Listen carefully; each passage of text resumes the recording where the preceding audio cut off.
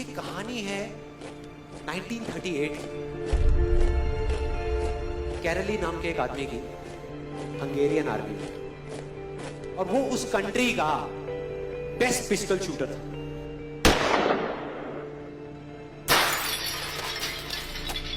जितनी भी national championships हुई थी उस कंट्री में, उसको वो जीत चुका था।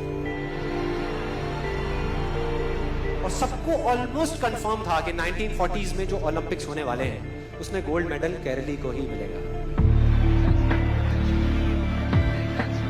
और उसने सालों से ट्रेनिंग करी थी।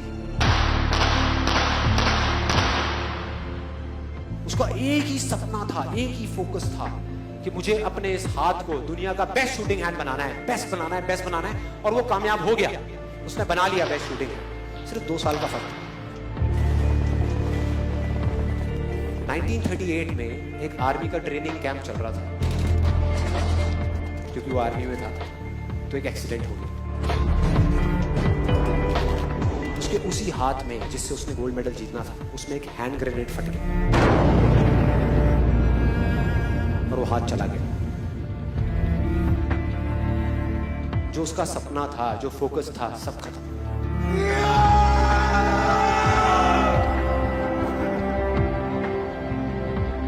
उसके पास 2 रास्ते थे। एक तो ये कि वो बाकी की पूरी जिंदगी रोता रहे और कहीं जा करके छुप जाए,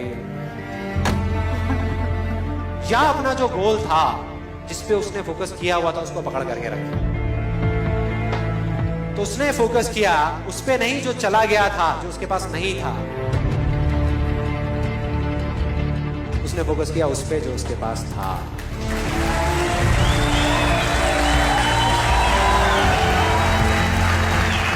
जो उसके पास था, और क्या था उसके पास में? एक लेफ्ट हैंड,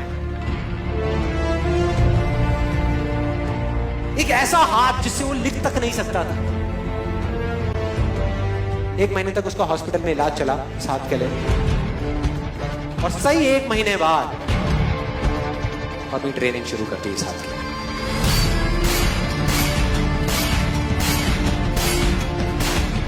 ट्रेनिंग के 1 साल बाद, मतलब कि 1939 में वो वापस आया।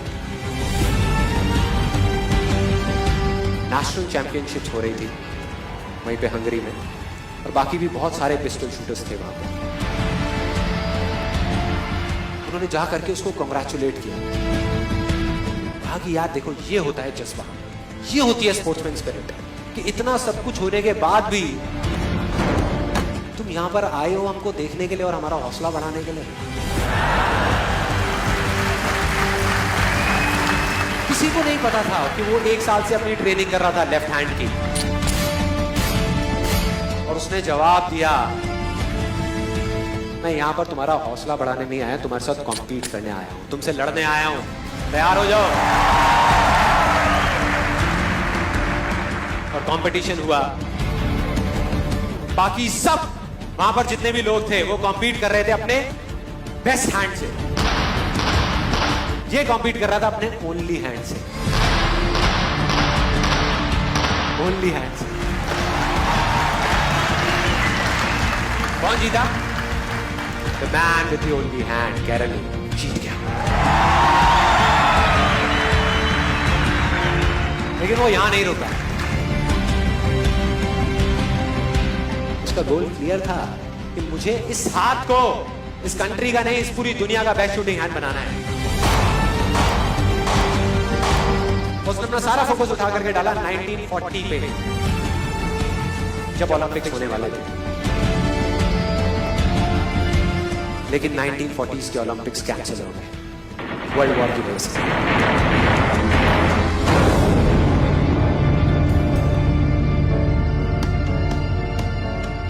उसने अपना सारा फोकस उठा करके कहां डाल दिया? 1944 में जो ओलंपिक्स होने वाले थे उसके ऊपर। और 1944 में जो ओलंपिक्स होने वाले थे वो भी कैंसिल हो गए वर्ल्ड वॉर की वजह से। फिर से कैंसिल।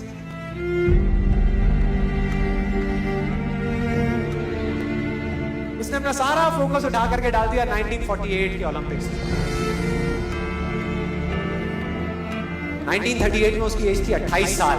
1948 में उसकी एज हो चुकी थी 38 इयर्स। और जो यंगर जो प्लेयर्स आते हैं निकल करके, उनसे कॉम्पीट करना मुश्किल होता चला जाता है। लेकिन मुश्किल नाम का ये वर्ड था ही नहीं उसकी डिक्शनरी में। वो गया, पूरे वर्ल्ड के बेस्ट शूटर्स आए हुए थे जो अपने बेस्ट हैंड से कॉम्पीट कर रहे थे, और ये अपने ओनली हैंड से कॉम्पीट कर रहा था। और कौन जीता? The man with the only hand.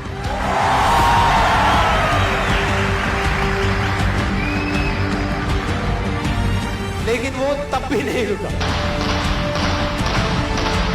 1952 Olympics, दोबारा कॉम्पीट किया उसने, और इस बार गोल्ड मेडल कौन जीता? गैरल हील। 4 साल बाद दोबारा से, और पूरी की पूरी हिस्ट्री को बदल करके रख दिया ओलंपिक्स में। इस पर्टिकुलर कंपटीशन में उससे पहले किसी भी एथलीट ने लगातार 2 गोल्ड मेडल्स नहीं जीते।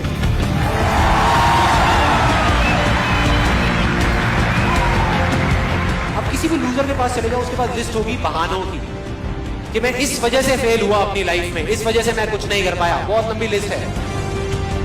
और दूसरी तरफ विनर के पास चले जाओ, उसके पास में 1000 वजह होगी वो ना करने की जो वो करना चाहता है, सिर्फ एक वजह होगी वो करने की जो वो करना चाहता है, और वो कर जाएगा।